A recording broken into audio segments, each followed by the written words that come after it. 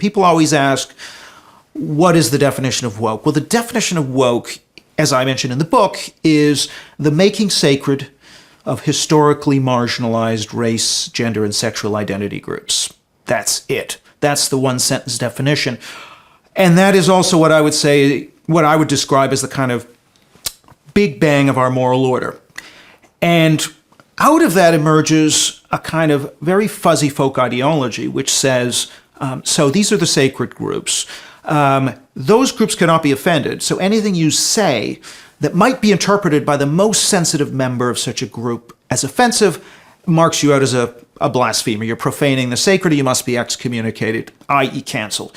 The other part of this is absolute equality in terms of prestigious positions and resources between these groups. So, for example, you can't have a race gap or a gender gap in terms of the boardroom, in terms of admittance to elite universities and so on. It's got to be zero. So equality plus emotional safety, these are the two pillars of this ideology. But the point I make is this ideology is not some kind of system like Lockean liberalism or even Marxism that is, it is more of a bottom-up empathizing rather than a top-down systematizing cognitive thing. It's much more emotional. We're attached concretely to the Black civil rights movement, to the indigenous, to the LGBT movements, and it's our romanticization and sympathy for these concrete groups that provides our meaning, and that's primary in the system. It's not a set of ideas like Marxism. It's actually a set of emotional attachments. And so this is very much emotional, and it's driven from the ground up.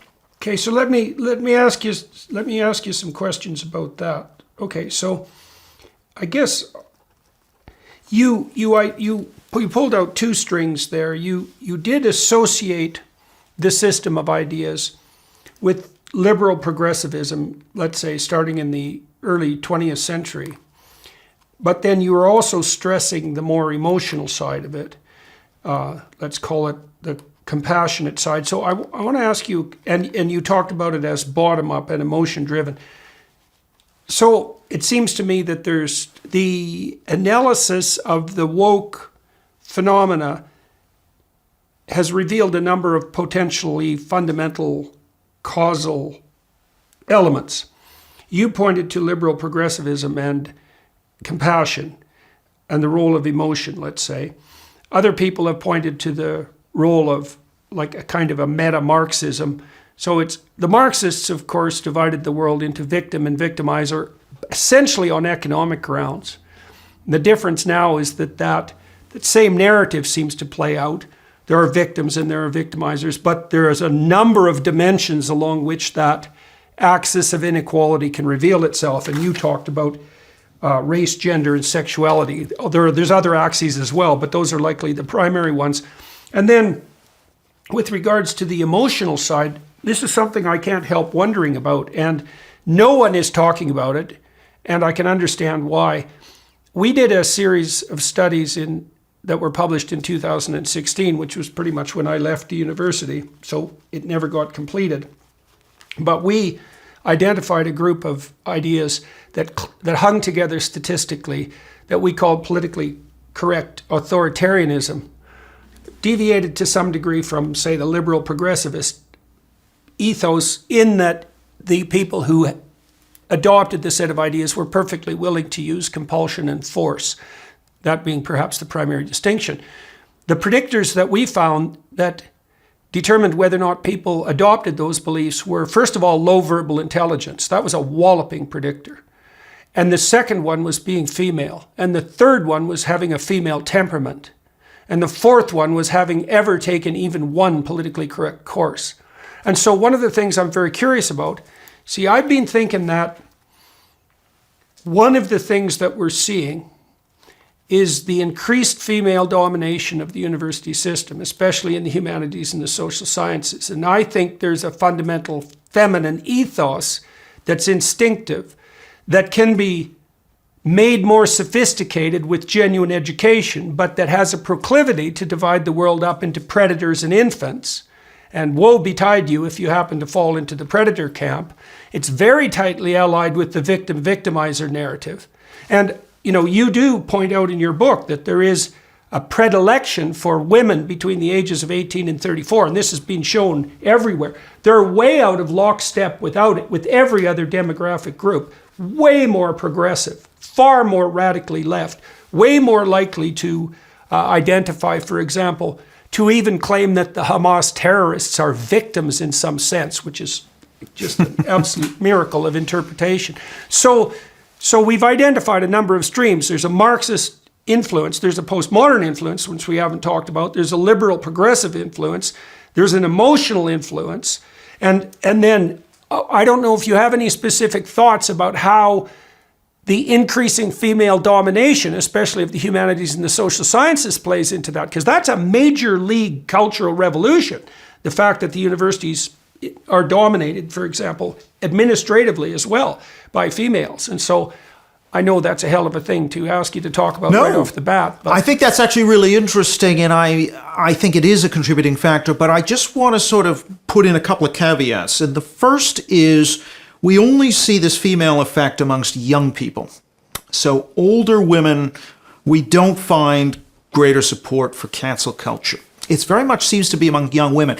The second thing is, if you were to go back to 1970, for example, women were, there's a survey done every year in the U.S., HERI, Higher Education Research Institute, 100,000 freshmen, 18-year-olds entering American universities. In 1970, women were somewhat more conservative than men. 18-year-old women, 18-year-old men. And it's really not till 2004 we start to see those 18-year-old women starting to be more liberal than the men, and that's now widened to about 15 points. And so something's happened to women in the recent period. That's the first point to note. So, and the other thing is that FIRE, which is Foundation for Individual Rights and Expression, does an annual survey in the U.S., 55,000. So there's a lot of survey data in the book. I try and ground this as much as possible in the data. So they ask questions, for example, is it okay to shout down or block somebody from speaking? And on those questions, actually, especially using violence to prevent somebody from speaking, women are less likely than men to support that. On blocking, they're about as likely. Where women really stand out is, should a speaker come to campus who wants to say something that might be offensive? So, for example, that says BLM is a hate group, that says trans is a mental disorder. There you see a big gender gap. And you see it also amongst Republican women, by the way, versus Republican men. So it seems like the attitude, there's the authoritarian, I want to do violence, which is, I think, not gendered, or it may even be somewhat more male. But there's this protective, I don't want anyone's feelings to be hurt, and that, I think, is more female. So I think there are some nuances here. What I would say, the way I think about it is women will tend to back up the whatever is the moral order. If the moral order is a woke moral order, they'll back that up. If it's a religious or patriotic moral order, they'll be more likely to back that up. Whereas men will be more likely to be the contrarians. I think because it's, people will talk about, women are more compassionate. But the point is, compassionate to who? Compassionate to... that is the point. That's for sure. That's the point. Right. So compassionate to the transitioner or the detransitioner? Compassionate to the biological male wants to enter a woman's shelter or a woman's prison, or the women in the prison? The ideology is what tells you who to be compassionate towards. So if we go back to the liberal progressives, Jane Addams was relatively pro-lynching, or at least thought that wasn't a bad idea, because she was very, very empathetic towards white women. And so she was willing to accept that there were these black male predators and buy into that framing. So what I'm just saying is, I think what's happened is an ideology has crept in and told women who to be compassionate towards and who not to care about. So your point fundamentally is that, I believe, is that the ideology specifies the victim-victimizer dimension and identifies the victim. Now, do you think it's so? When we did our study, it was agreeable. I said it was being female and having a female temperament. Those were both predictors. We never saw that in any study we ever did, looking at what predicted beliefs. For example, if we controlled for temperament, sex had no effect. But that wasn't the case in this specific situation, which I thought was extremely telling. And so And it's also very interesting, as you pointed out, that it's young women in particular. And I can't help, as someone psychoanalytically influenced, I can't help but think that a fair chunk of this is misplaced maternal instinct. I believe that the young women who are by and large childless in the years when they shouldn't be are unbelievably sensitive. Well, let's talk about what happened in 2004. You said that's when women started to shift their political priorities. Now, I know from people who've been investigating this that TikTok is a particularly pernicious influence, especially with regards to the campus protests that are occurring right now. And the TikTok short videos that are fostering the campus protests, at least among women, focus on compassion for the war victims to the ultimate degree, and they seem to be extraordinarily effective. But there's a real problem here that needs to be wrestled with, because if it is the case that young women are differentially sensitive to a certain kind of propaganda, and they also increasingly occupy the majority positions in university institutions, for example, then we have a whole new kind of social problem on our hands. Because it's only been in the last 30 years that we've had the opportunity to see what female-dominant large institutions would look like, right? That's historically unprecedented. We have no idea what pathologies or advantages those systems might have. So what do you think happened in 2004? Why did the tide start to turn then? So my there's other data series that we can see changing. So political donations shifting towards the Democrats, for example, around roughly the same time. Now, political donations come for people who are highly educated, relatively well off, for example. I think what happens in the US anyway is you get George W. Bush, who's more of a populist, not an elite-style conservative who's just about tax and spend, for example. And I actually think you see, he's also to some degree advancing the agenda of the religious right to some degree. I think this populist-style cultural conservatism doesn't work as well with the elite opinion formers, and so they start to drift away in terms of political donations. And if you like the kind of background, the ambient noise, the mood music that is coming through the elite institutions, the schools, the culture, just starts to turn against Republicans and conservatism, for example. So I actually think women are they kind of reflect what is the dominant ethos in a society, or at least the prestige ethos in a society. So if we actually swung the ethos against wokeism, I think women would be in the forefront of that. I don't think there's anything biological. So I am more of a sociologist and a political scientist, so I tend to approach these things from a kind of sociology of emotions perspective, which says that ideas can tell you which emotions to turn off and which emotions to express. And now, of course, that's refracted through things like gender. So in this case, I think women will just back up and reinforce the dominant values, dominant ideology of the elites in a society. So I'm not as convinced. Why the elites? Why do you think it's okay? Why would women specifically back up the dominant ideology of the elites? Do you think that's a consequence of something like hypergamy, or what's your theory about that?